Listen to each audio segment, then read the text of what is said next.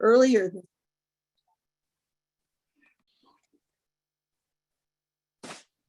Great. Well, thank you so much, Carol. I really appreciate that introduction. And I'm very pleased and privileged to be here speaking for you all.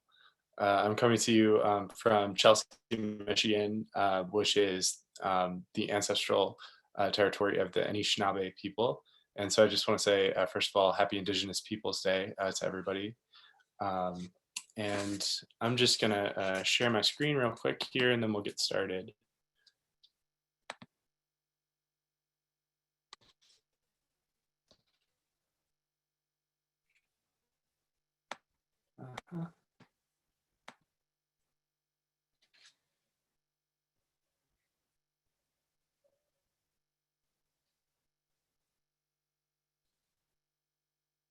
Okay, can people see my screen?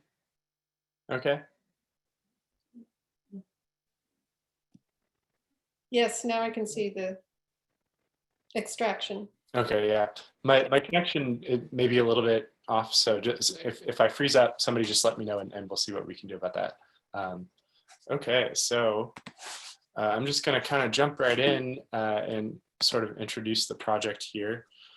So this is an aerial photograph by lens-based artist showing the Alberta tar sands from the sky. I like to start off with this image because I think it illustrates not just the devastation caused by extractive industry, but also the willful blindness and complicity of those of us who benefit from it. Extraction sites, I think, have a tendency to remain invisible to us who don't wish to see them.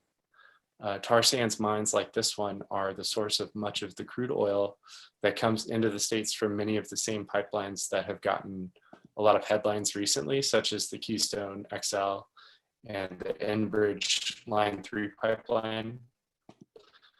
But I would venture to say that most people, even those with quite firm political opinions on the subject, don't actually realize that this is what the tar sands looks like. And this is what that same scarred landscape is supposed to look like. The boreal forests and wetlands of northern Canada are the most carbon-rich terrestrial ecosystem on the planet, holding almost twice as much carbon as tropical rainforests. So large, in fact, are the Alberta tar sands tailings ponds that they can be seen from space. That's the toxic waste runoff from the mining.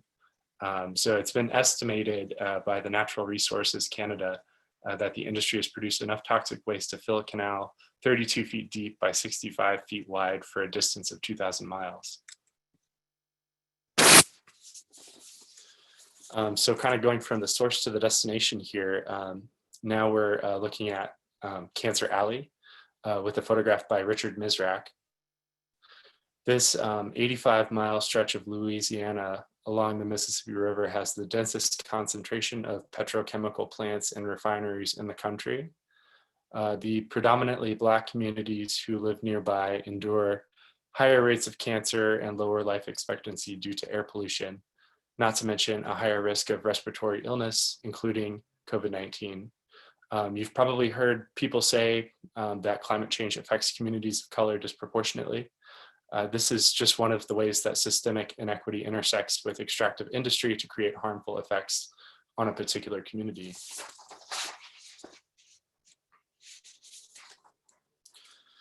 So with this project, we're here first and foremost to bear witness, to look and to not look away. The Extraction Project is a multimedia, multi-venue, cross-border art movement that seeks to provoke change by interrogating the negative social and environmental consequences of extractive industry. So that means that we're thinking of issues like climate change, plastic pollution, ecosystem collapse, and the current mass extinction event as symptoms of a larger disease. And that disease, that sort of pathology, is our post-industrial society's addiction to the unrestrained extraction and consumption of the planet's natural resources for the sake of creating unlimited capitalist growth. So while fossil fuels and open to the issues that seem to garner the most By no means are we limiting our aesthetic investigations to certain kinds of extractive processes at the expense of others. Extraction also includes the myriad ways that we extract, consume, or despoil timber, fertile soil, marine life, animal agriculture, rare earth metals, sand, and almost any other material that we use in our post-industrial resource-driven society. The photograph on the left here by Christopher Boyer, for example, is an aerial photograph of a salmon farm. Of course, industrial food production is inextricably linked to issues of environmental degradation.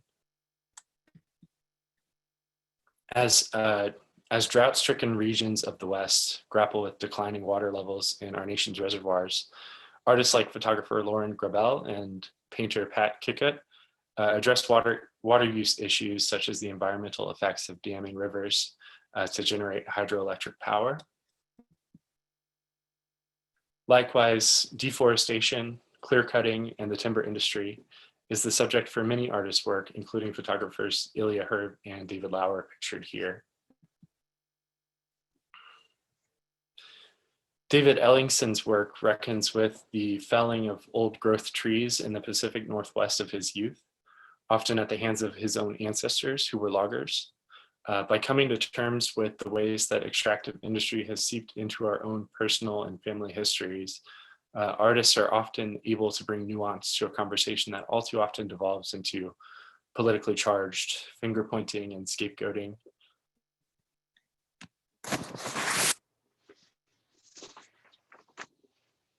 So another issue that artists frequently talk about within the bounds of our project are forest fires, wildfires in the West. Since the 1940s, California has deployed incarcerated individuals to fight fires each year, recruiting those who are willing to fight wildfires at great personal risk in exchange for low wages and reduced sentences. And I think incarcerated firefighters in California have earned on average something like $2 to $5 a day, which is ridiculous. Here's Richard Mizrack again with some emotional images from the Oakland fire from 1991.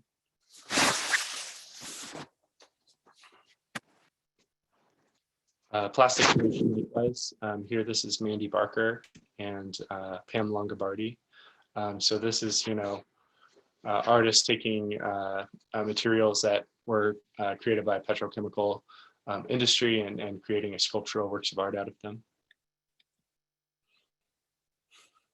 There are so many different forms of extractive industry and so many different ways for artists to respond.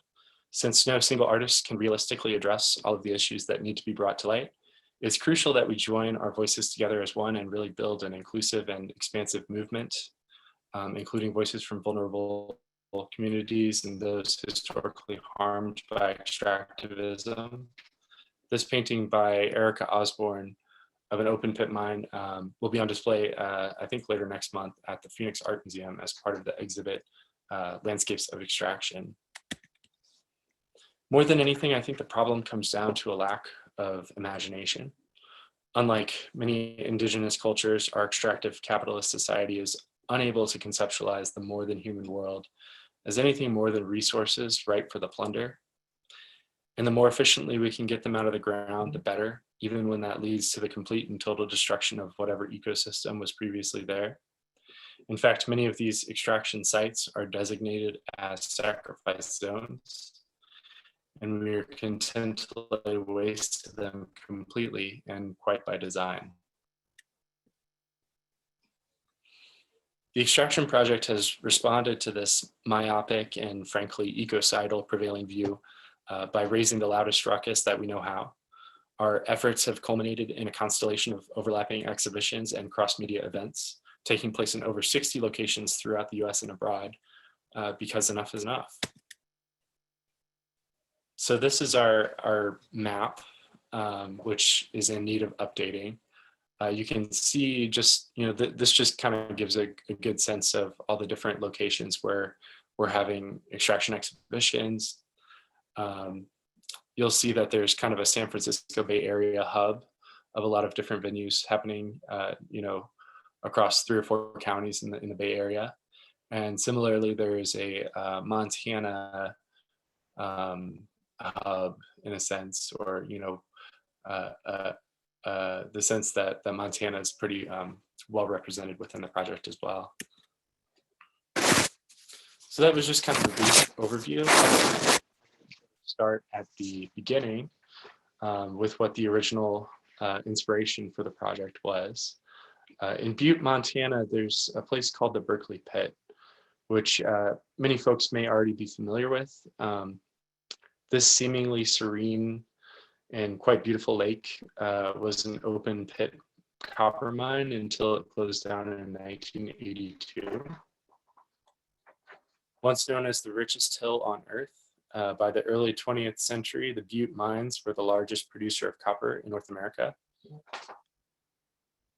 After the Berkeley pit closed down, they took the groundwater pumps out of the pit, and groundwater slowly started to fill it up over the next 39 years at a rate of several million gallons per day.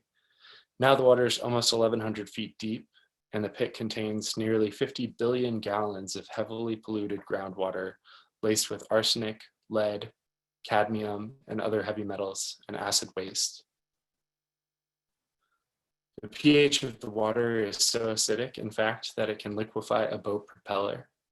Occasionally, flocks of migrating snow geese will try to land on the lake as a stopover during their migration, with predictably tragic results. This happened most recently in 2016, when between 3,000 and 4,000 birds perished from drinking the pit water.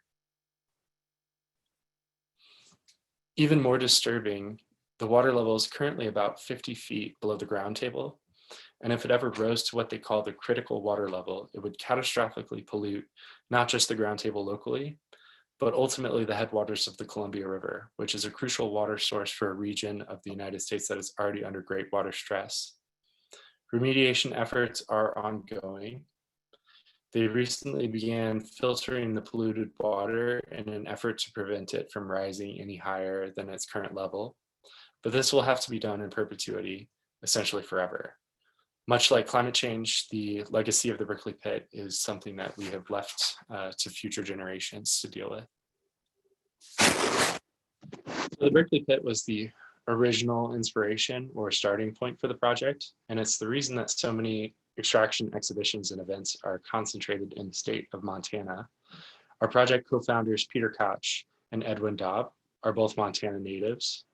Edwin, who passed away in 2019, was from Butte, and Peter is from Missoula, which is downstream from the Berkeley pit. Now I'd just like to share a few installation views from recent or current extraction exhibitions. Over the summer, I had the amazing privilege of getting to travel around to a handful of the exhibitions that we co-organized. I think I saw shows in at least 6 states. These first few images are views of the Missoula Art Museum's show, Edge of the Abyss, Artists Picturing the Berkeley Pit. The Missoula Art Museum was one of the first venues to sign on to the project, and they put together an amazing group exhibition about the Berkeley Pit. And Peter and I were fortunate to be able to visit in person. Of course, the project has expanded quite rapidly, and venues have chosen to address many other local and global environmental issues affecting communities all over the world. This is another early participating venue for the project. The Holter Museum in Helena has put together an excellent extraction exhibition that fills the entire space of the museum. Pause for a second because I think it said that my connection is unstable, so just want to make sure I'm not frozen. Can everyone still hear me okay? I can still hear you, but we also hear your papers rattling. Oh, sorry about that. Yeah, I'll try to keep that away. Yeah. Okay.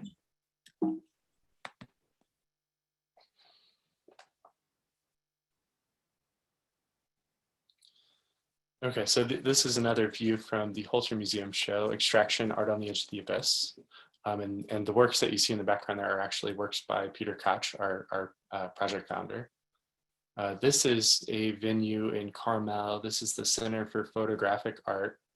And this exhibition actually featured work by David Ellingson, who I mentioned earlier. He was the one who did that photograph of the old growth stump, and also featured here just under the title of the exhibition there is a really powerful work by an artist named Sarah Christensen. And these are aerial views of the Dakota Access Pipeline. Here is an exhibition called Retraction, a Human Edit. This was at the Echo Arts Gallery in Bozeman, Montana. In Laramie, Wyoming, an artist collective called the Land Report Collective put together a group exhibition called Extraction, an expansive survey of land use through the lens of consumption at the University of Wyoming. And you'll see Pat's painting of the Three Gorges Dam there in the background as well. In San Francisco, the San Francisco Public Library co-hosted or jointly hosted an exhibition with the San Francisco Center for the Book called Reclamation, Artist Books on the Environment. And so this was a really powerful exhibition that featured a lot of works of book art from artists, accordion books, and you know, other such fine arts, bookmaking, letterpress printing, and such.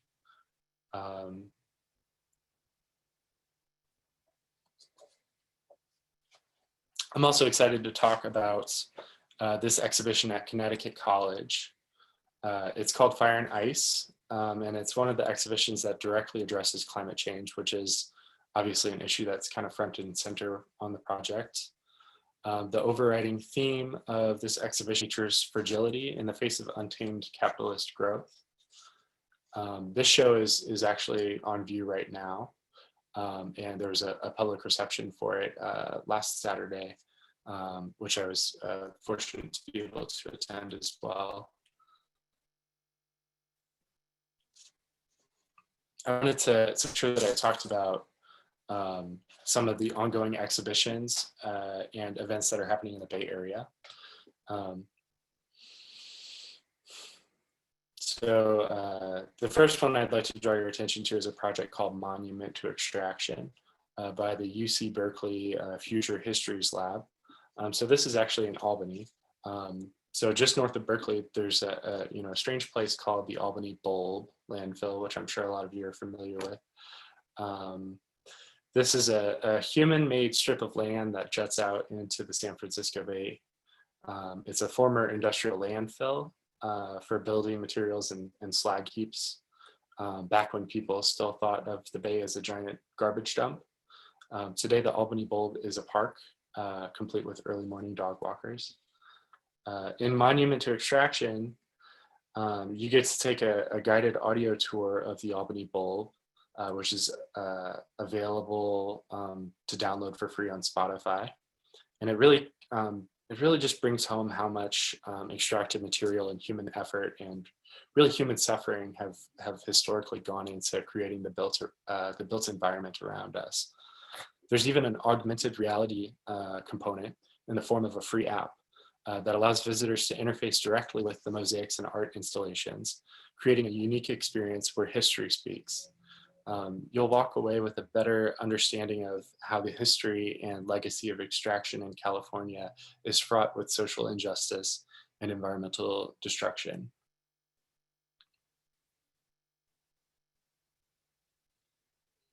Currently on display at Gallery Route 1 in Point Reyes Station is the first of two exhibitions by member artists of the group Women Eco Artist Dialogue. The exhibition is called Art on the Edge: From Extraction to Restoration and Regeneration, Part 1. And it addresses the overuse and abuse of our planet's resources, as well as efforts to mitigate those practices. This drawing is called Oil Spill by Jane Scafty. And at the Peninsula Museum of Art in San Bruno, California, Part 2 of this exhibition has also just opened, I think just like 2 days ago. This image is from that exhibition, and it's called Wetlands Takeover by Linda Gass. Next, a 35-year retrospective exhibition of paintings by Bob Nugent opened earlier this month at the Triton Museum of Art in Santa Clara. Much of Bob's work explores the environmental degradation of the Amazon rainforest by way of clear cutting and strip mining, a reflection of the artist's annual explorations in Brazil. So here's Bob at the opening for that exhibition. The last big thing happening in the Bay Area, or actually in Sebastopol here, is opening actually on October 23rd at the Sebastopol Center for the Arts. There's an exhibition called Extraction Art on the Edge of the Abyss there as well. So that's going to be one of the big final exhibitions that are up on the horizon there. So one last exhibition that I'd like to highlight, especially considering that today is Indigenous Peoples Day. This is an international traveling exhibition of Indigenous artists currently on view at the Museum of Contemporary Native Arts in Santa Fe, New Mexico. Exposure, Native Art and Political Ecology is the name of the exhibition. And it documents international Indigenous artists' responses to the impacts of nuclear testing, nuclear accidents, and uranium mining on Native peoples and the environment. In the United States, much of the focus of this exhibition centers on the extraction of uranium on the Navajo Nation, which has over 1,000 abandoned uranium mills, disposal cells such as this one, and extraction sites causing elevated rates of cancer and radiation sickness among the Native communities who live on the reservation. More globally, this exhibition also addresses the effects of British atmospheric nuclear testing on Aboriginal communities in Australia in the 1950s, as well as other instances of nuclear colonialism by developed nations against Indigenous peoples around the world, such as in the Marshall Islands.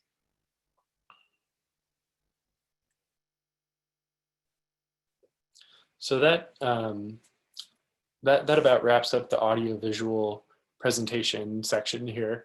I wanted to end with this image because this is actually a historical image of Huntington Beach, which folks might be familiar with the recent news, I think from just a couple of weeks ago, of the oil spill on Huntington Beach. And we've used this image before in promotional materials, and I think I at one point considered using it as the cover for our book, but it just kind of so perfectly encapsulates what our project is addressing, this kind of idea that denial takes many forms.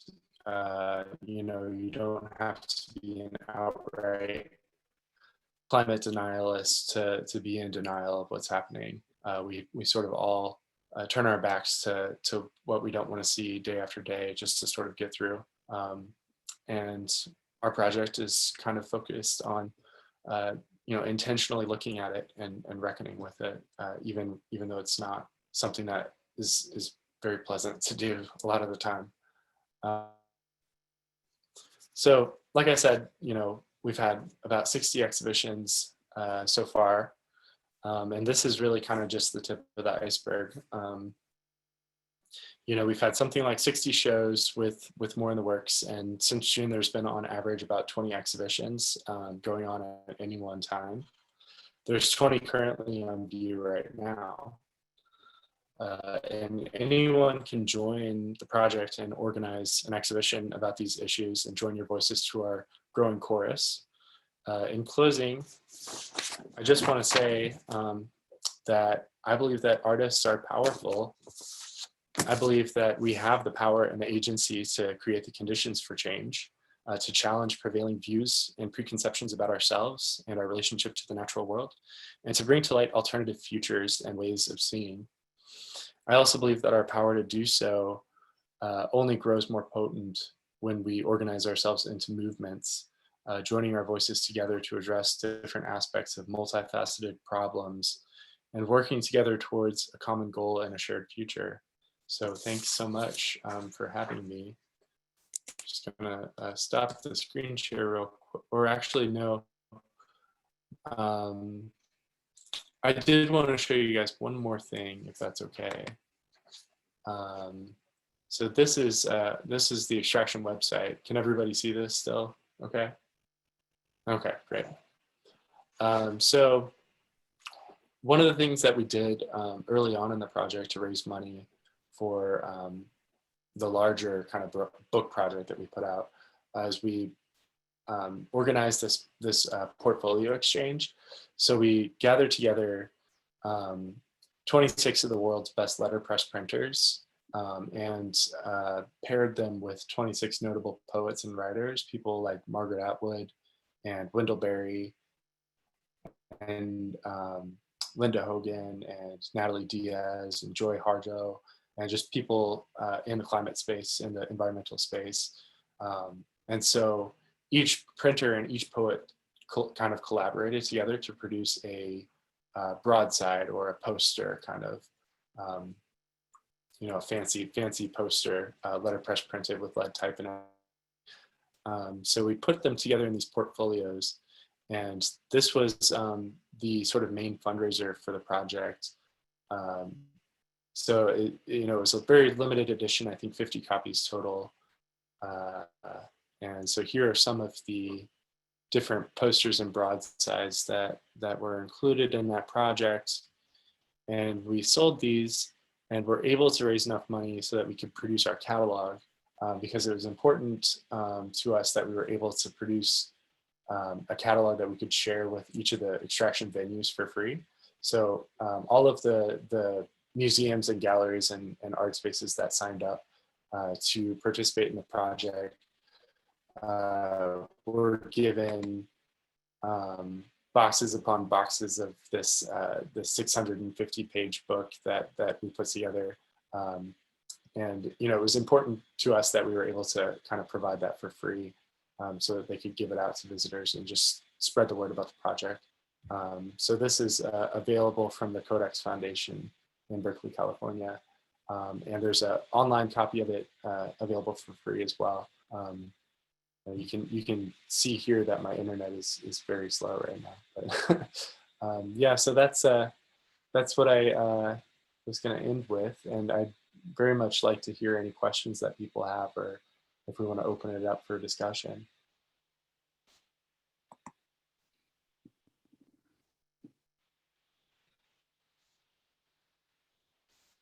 So I guess I have a question, which is, this seems like a very complete project. It doesn't seem, so do you have visions of where it goes from here?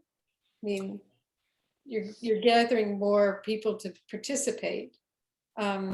Is there other plans forward? Yeah, well, yeah. So I mean, originally when we kind of formulated the idea the first time around, it was just supposed to be a one-off thing. It was summer and fall of 2021, and then we saw, we did the thing, and it'd be over. But the timing of these kind of things, it's a little bit difficult to predict how things are going to go. And I feel like one of the failings, or just one of the things that could have gone a little bit better, is that we put out the catalog to sort of like, boost the presence of the project and get the word out about it. And I think when we did that earlier this year, I think we've kind of just now gotten to the point where people have sort of heard about it. So it feels like we're sort of peaking with our momentum. And at the point where we're sort of getting the most momentum, I think the project is kind of winding down, which is unfortunate. So I think moving forward, what I would like to do is actually make it into a biennial sort of thing. So we'd have, this dispersed art exhibition happening in all these different places. And basically venues would have like 2 years to prepare. And we would put out a catalog every 2 years or something, and just kind of, grow and grow and get the word out to more and more people who are interested in this kind of thing. But at the same time, I don't want to just be the person to decide, because there's sort of hundreds of artists that are involved in the project. And, it's kind of just happenstance that I'm the guy with the keys. You know, I just you know, it was pretty random. So I want to get feedback from a lot of people and see if that vision that I have for it is something that resonates with other people as well. Yeah, anyone? Yeah, so I have a question about your interest in kind of collaborating with other groups. So this is such a cool project, first of all. I love it. It's awesome and it feels so alive and it feels so, you know, it asks people to be real about the conversation. There's really not any sugarcoating to it, which I appreciate.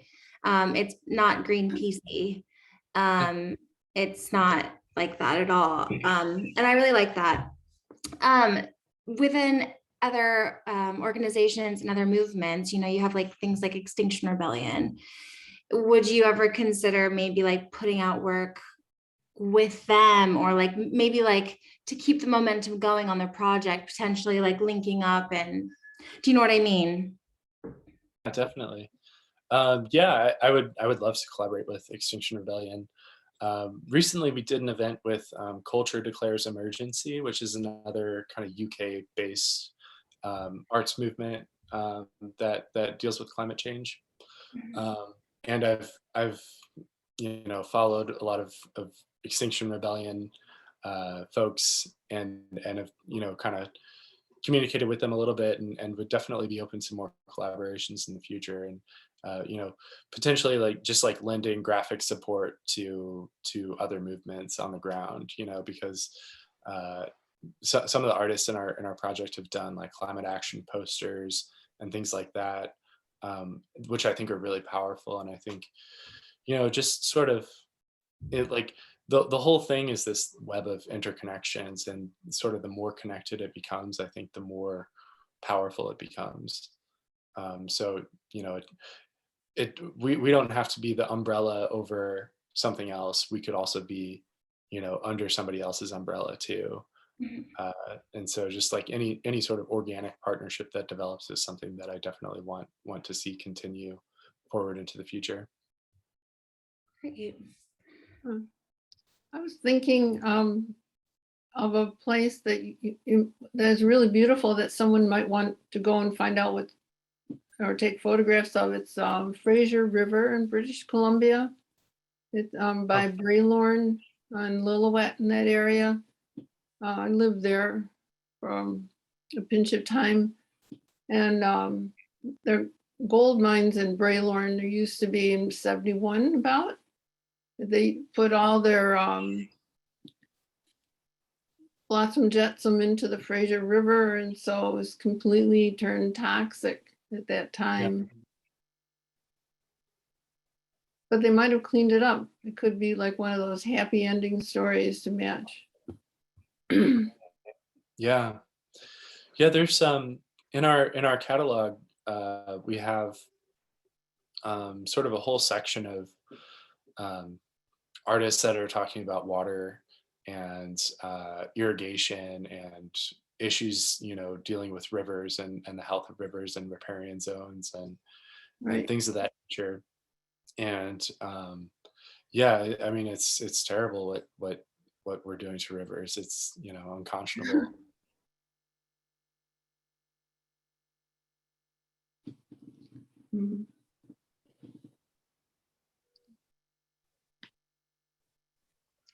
I have a question. I was, as you were talking, I was thinking about the work of the artist Christo, and I saw a few of his exhibits, the umbrellas, for example, but I heard and followed some other ones, and I wondered how you would fit that art in, because it's not actually with extraction, but it's very much ties in with the environment, but it actually changes the environment while it's being displayed. Yeah, I mean, I think the sort of concept of extraction is one that can be interpreted extremely, you know, in fact, I don't think anybody's had an idea that was too off the wall. People were talking about like data mining or, things like that, or even just extraction of human labor. And so, I think it's okay if you want to talk about not just the actual taking of minerals out of the earth. If you want to talk about things that happen downstream from there, that's totally fine for the purposes of our project. I think climate change is certainly not off limits, and neither are really any of the other interconnected issues that we're all kind of facing as a result of I think over extraction, over consumption.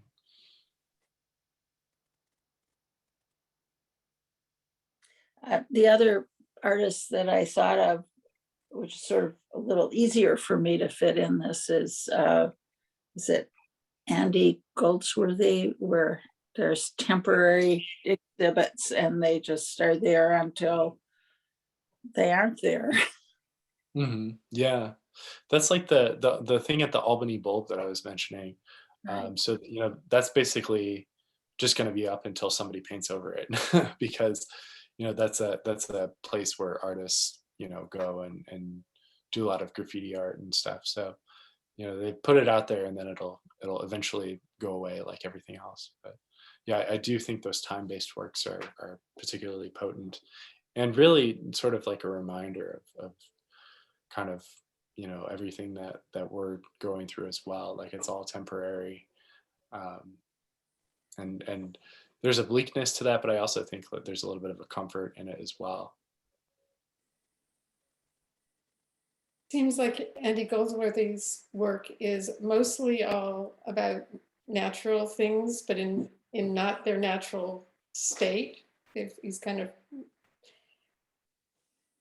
pushed them into a exhibit sort of format. And they are intentionally supposed to also just sort of disintegrate on their own over time. And it seems like it's kind of right at the edge of what you're doing, but not exactly. So. Yeah, for Another sure. example of that is at the Berkeley Marina, where somebody has just started putting up these little stones on pieces of driftwood, and it changes and more of them appear, and then some get knocked over or the wind blows them or something, and they're very interesting to watch the changes in them.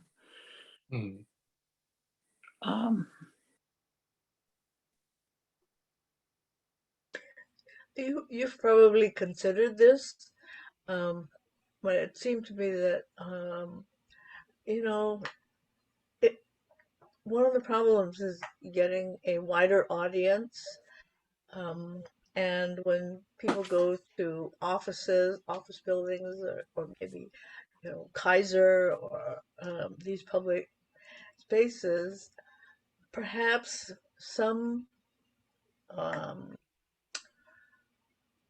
businesses would feel sensitive about displaying this work, although it seems to me the interest and the concern is growing, has become so intense now that may not be a deterrent to these places accepting this art for posting. It's really so, I'm so impressed with how beautiful these pieces are. And, it might be that these whatever sites would be able to increase the visibility of your project. Certainly. Yeah, thank you for that comment. I think you're right in the sense that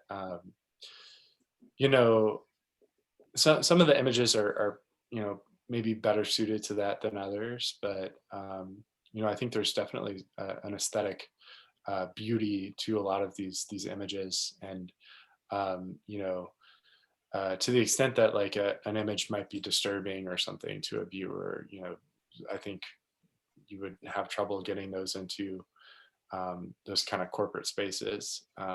But if you have these kind of abstract aerial photographs or sort of abstracted images of tailings ponds, things like toxic waste, where somebody didn't necessarily know what it was until they kind of got up closer and looked at the placard next to it and read the description. Then it wouldn't necessarily be something that was invasive to people or something that was offensive to their sensibilities right away, but it would also be something of a challenge, like something that would force people to think about certain things, as they go through their, through walking through their workspace or whatever. So yeah, I think that's definitely a way that we could kind of infiltrate the kind of capitalist establishment, I suppose.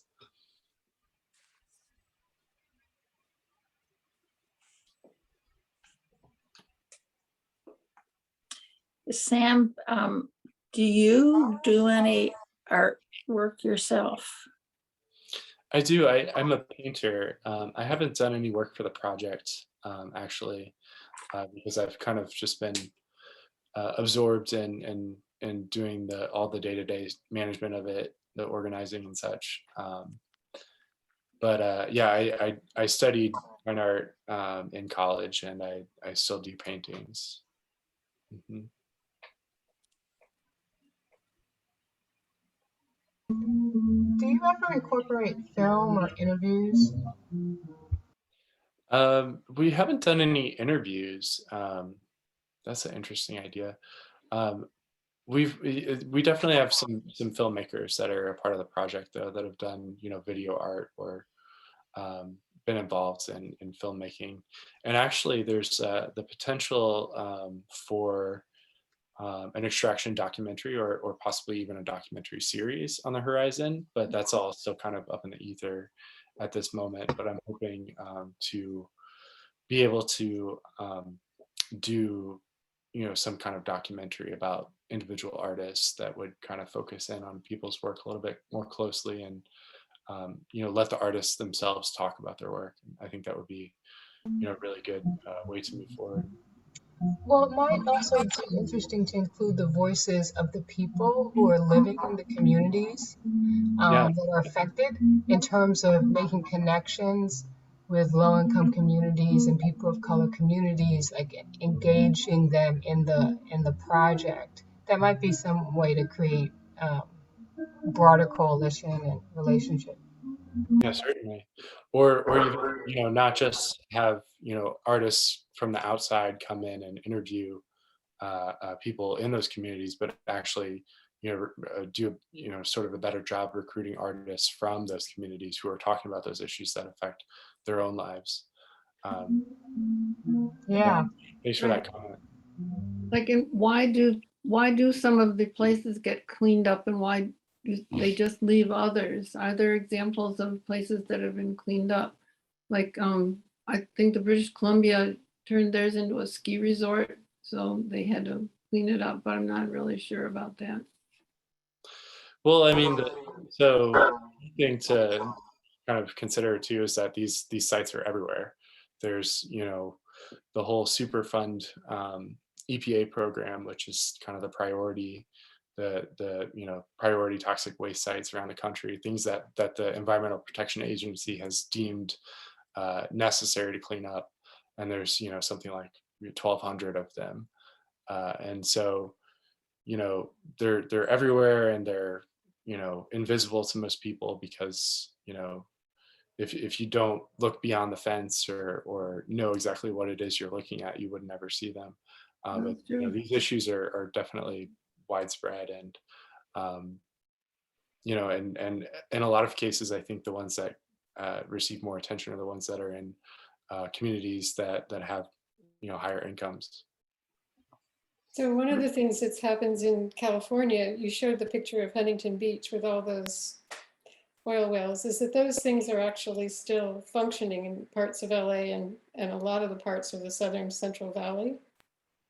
And there's communities who are living next to these things, and some of our orchards and things are next to these things. And the children in the schools that are there are getting very sick, lung diseases and things like that very early. And they're really lobbying to try and get them to discontinue putting these so close to human habitation. And it seems like every year they put bills into the Senate of California and almost make it. But so far I have not heard of them actually being able to get rules in place that say what you can and cannot do to an extent that's useful enough for the communities. But those people might be also interested in having their world visualized in this sort of a way, I think. Definitely, yeah. There's a group here that's based in, I think it's in Oakland. It could be in Emeryville, not Emeryville, Alameda. But I could send you information about them if you're interested. Yes, please. Yeah, very much appreciate that. Yeah, I mean, it's so kind of tricky in a lot of ways. You know, figuring out, you know, what is happening there and who should tell the story. You know, it's definitely something that you know we need to kind of expand and include more voices for, which I'm hoping to attract more artists to our project.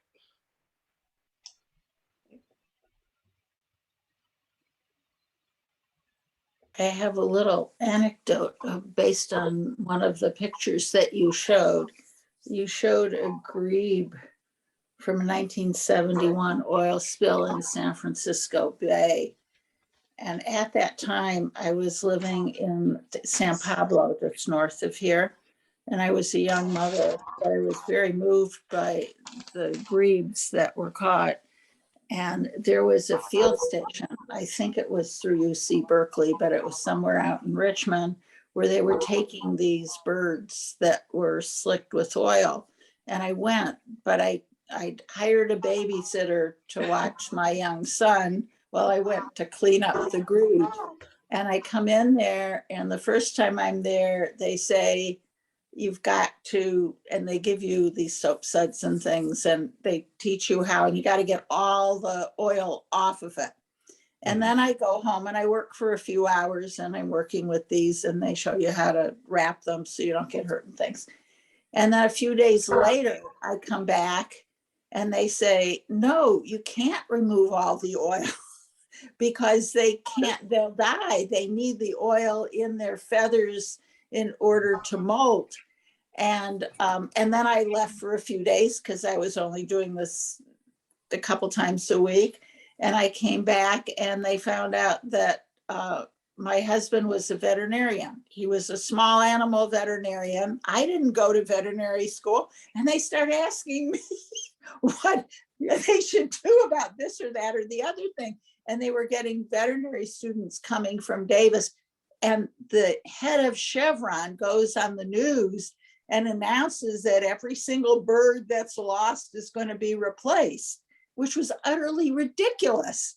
And it turns out that ultimately some number of the birds died rather immediately. Some number of the birds they kept, and they had to keep them for something like 9 months until they molted again. And they tried to release them in the wild, but I think 90% didn't make it. I don't remember the exact number, but I try to follow up with it later. And there was just, people were making judgments about what to do and they had not a clue. Seems And like I'm sure it's not much different now on a lot of issues. I'm sure that's what's happening down in Huntington Beach and their marshes. Yeah, I definitely saw a bunch of articles about what to do, what not to do when cleaning up animals affected by oil spills in relation to the Huntington Beach spill. Yeah, I can't even imagine. Yeah, that must have been very traumatic for you.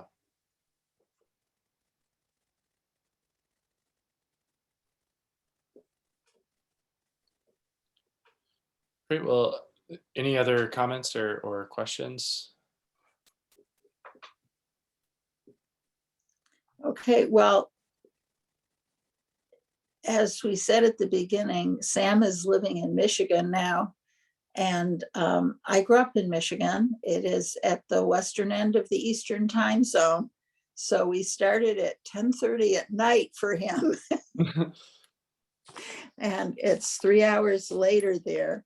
And so it's fine if we end early unless somebody has a question they want to ask.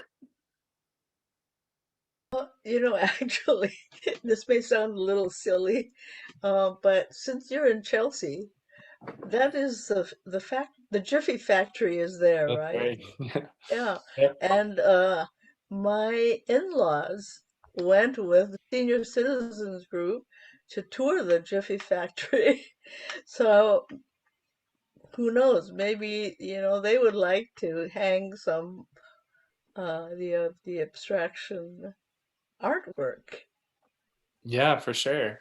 Well, I just moved here in April. So I've, been trying to meet some artists in the area, and there was an exhibition in Ypsilanti, which is just kind of down the road from us here. And I've, found some artists who are going to put together an exhibition in Detroit in January, that's based on um, the the anthology All We Can Save, which was edited by Dr. Ayanna Johnson and Dr. Catherine Wilkinson. It's the feminist, interpretation of climate change. A lot of feminist essays on climate change. So, that's something that's in the works, coming up here more close to where I am. And so, from the very start of the project, the whole focus was kind of on the American West. That's where it originated, and we were talking about Western issues.